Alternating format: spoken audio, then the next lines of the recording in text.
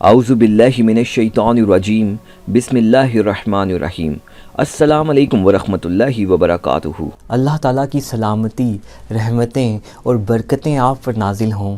आज की वीडियो में हम सूरह फलक की तफसीर को समझेंगे, लेकिन सबसे पहले हम एक बार सूरह फलक को पढ़ लेते हैं। कुल आऊज़ु बिरब्बिल फलक, कहो कि मैं सुबह के मालिक की पनाह मांगता हूँ। मिन शर्रि मा खलक, हर चीज़ की बुराई से जो उसने पैदा की है। व मिन शर्रि गासिकिन इज़ा वक़ब, और रात के अंधेरे की बुराई से जब इसका अंधेरा छा जाए। व मिन शर्रि नफ़्फ़ासाति फ़िल उक़द, और गिरोह पढ़ के फूके मारने वालों की बुराई से।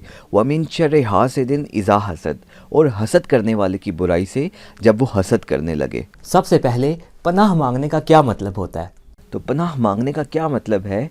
फॉर एग्ज़ाम्पल, आप किसी चीज़ से बहुत ज़्यादा डर गए हैं, तो अपने आप को उस चीज़ से बचाने के लिए आप किसी दूसरी चीज़ की हिफाजत में आते हैं, तो इसको हम कहते हैं कि आपने किसी दूसरी चीज़ की पनाह ली है। फॉर एग्ज़ाम्पल, इस आदमी को बहुत तेज़ धूप लग रही थी, तो इसको एक दरख्त नज़र आया, तो धूप से बचने के लिए ये दरख्त के नीचे आ गया। अब इसको धूप नहीं लग रही, तो इस आदमी ने क्या किया, धूप से बचने के लिए दरख्त की पनाह ले ली। इसी तरह एक और एग्ज़ाम्पल लेते हैं।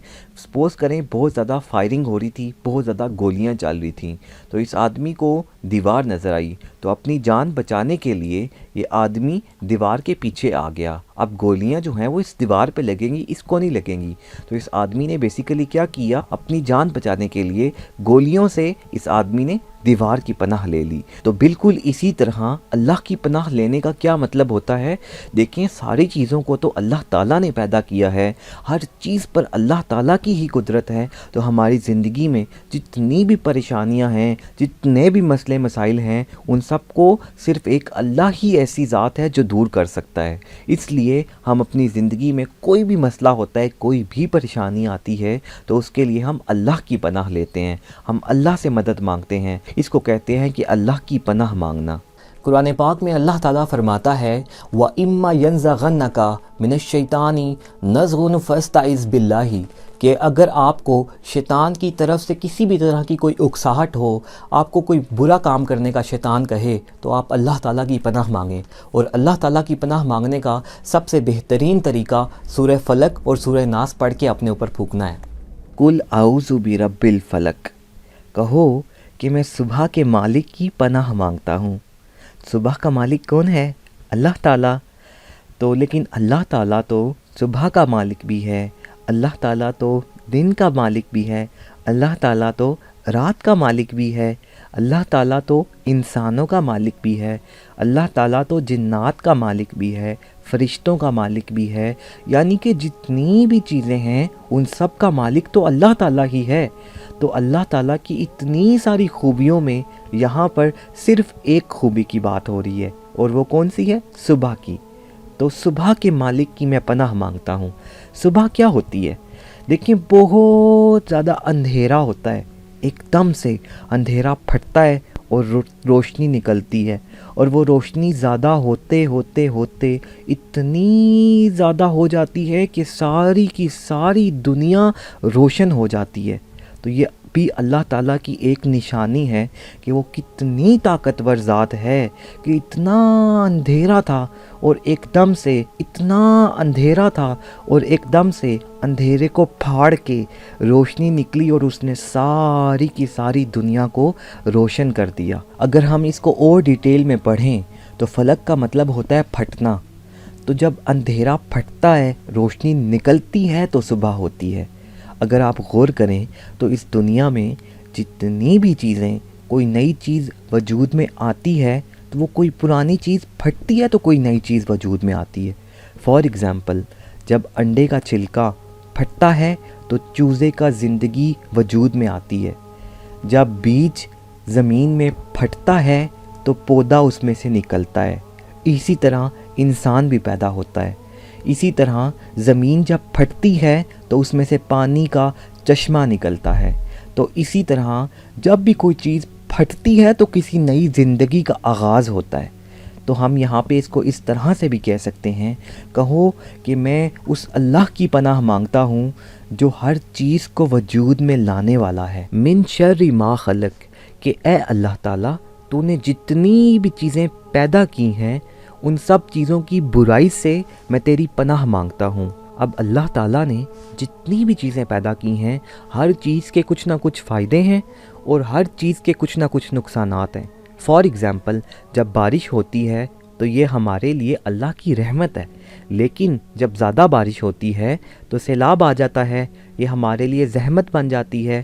اسی طرح اللہ کی کچھ ایسی چیزیں ہیں جو ہمیں دیکھنے میں بری لگ رہی ہوتی ہیں لیکن ان کے بھی فائدے ہوتے ہیں۔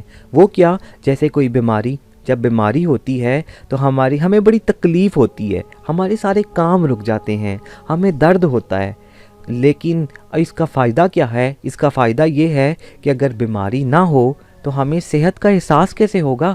ہمیں کیسے پتہ چلے گا کہ جو ہم ٹھیک ہیں یہ بھی اللہ تعالیٰ کی ایک نعمت ہے؟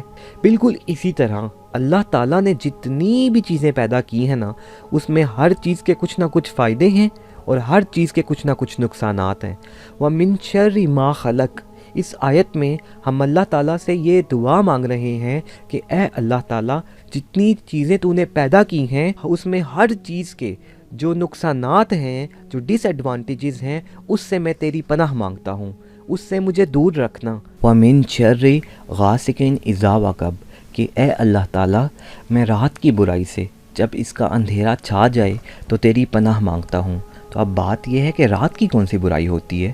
آپ نے غور کیا ہوگا کہ جب رات ہوتی ہے تو انسان کو نقصان پہنچانے والی جتنی بھی چیزیں ہوتی ہیں جیسے سانپ، بچھو، وہ ساری جو ہیں وہ باہر نکل آتی ہیں اور ہمیں نظر بھی نہیں آتی۔ اور حدیث میں آتا ہے کہ نبی صلی اللہ علیہ وآلہ وسلم نے فرمایا کہ جب رات کا اندھیرا شروع ہونے لگے تو اپنے بچوں کو اپنے پاس گھر میں روک لیا کرو، کیونکہ یہ وہ وقت ہوتا ہے جب شیاطین زمین پر پھیلنا شروع ہو جاتے ہیں۔ اسی وجہ سے تو ہمیں کہا گیا ہے نا کہ جب رات کو آپ سونے لگیں تو اپنے برتنوں کو ڈھک کر سویا کریں۔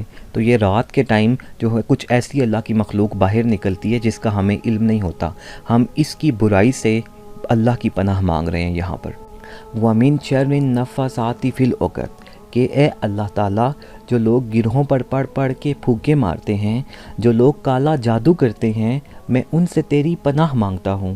بالکل جادو میں کوئی حقیقت ہے لیکن اللہ تعالیٰ نے ہمیں اس سے منع کیا ہے۔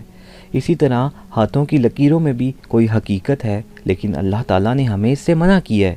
اسی طرح علم نجوم میں کوئی حقیقت ہے لیکن اللہ تعالیٰ نے ہمیں اس سے منع کیا ہے کہ آپ کو کوئی بھی پریشانی ہے، کوئی مسئلہ ہے تو آپ اللہ سے مدد مانگیں کہ اللہ تعالیٰ آپ کی جو ہے وہ مدد کرے گا۔ اگر آپ سورہ ناس اور سورہ فلق اپنے اوپر پڑھ کے پھونکیں گے تو اس میں کیا ہوگا کہ آپ اللہ تعالیٰ سے دعا کر رہے ہیں کہ اے اللہ جو لوگ کالا جادو کرتے ہیں مجھے ان سے اپنی حفاظت میں رکھنا، تو آپ پہ کسی طرح کا کوئی جادو اثر نہیں کرے گا کیونکہ آپ اللہ تعالیٰ کی حفاظت میں ہوں گے۔ وَمِن شَرِّ حَاسِدٍ إِذَا حَسَدَ، کہ اے اللہ تعالیٰ اگر مجھ سے کوئی حسد کرتا ہے، مجھ سے کوئی جیلس ہوتا ہے تو میں اس سے تیری پناہ مانگتا ہوں۔ اب حسد کرنا کیا ہوتا ہے؟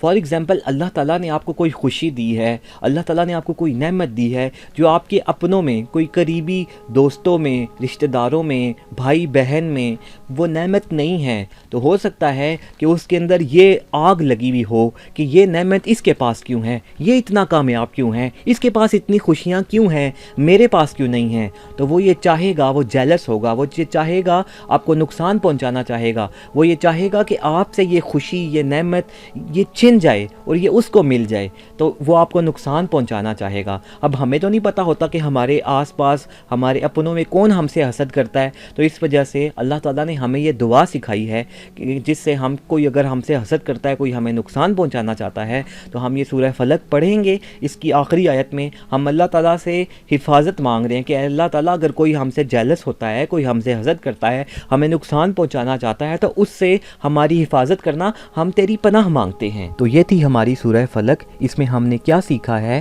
ہم سب سے پہلے اللہ کی ایک خوبی بیان کر رہے ہیں کہ اے اللہ جو صبح کا مالک ہے، میں تیری پناہ مانگتا ہوں۔ کس سے؟ 4 چیزوں سے۔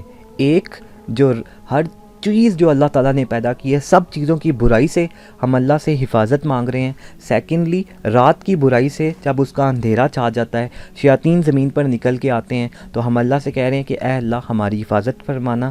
تیسرا، جو لوگ کالا جادو کرتے ہیں ان لوگوں سے ہماری جو ہے اللہ سے ہم کہہ رہے ہیں کہ ہماری حفاظت فرمانا، اور چوتھا کہ حسد کرنے والے سے، جو لوگ حسد کرتے ہیں ہم سے، ہم اللہ تعالیٰ سے کہہ رہے ہیں کہ اے اللہ ہم تیری پناہ مانگتے ہیں، ہماری حفاظت فرمانا۔ یہ بہت خوبصورت اللہ تعالیٰ نے ہمیں جو ہے وہ دعا دی ہے۔ نیکسٹ ویڈیو میں انشاءاللہ ہم سورہ ناس کی تفسیر سیکھیں گے، تب تک کے لیے اپنا خیال رکھیے گا، اور میری والدہ کی ڈیتھ ہو گئی ہے، ان کے لیے 3 دفعہ سورہ اخلاص پڑھ کے مغفرت کی دعا کر دیجیے گا۔ اللہ حافظ، اپنا بہت بہت خیال رکھیے گا۔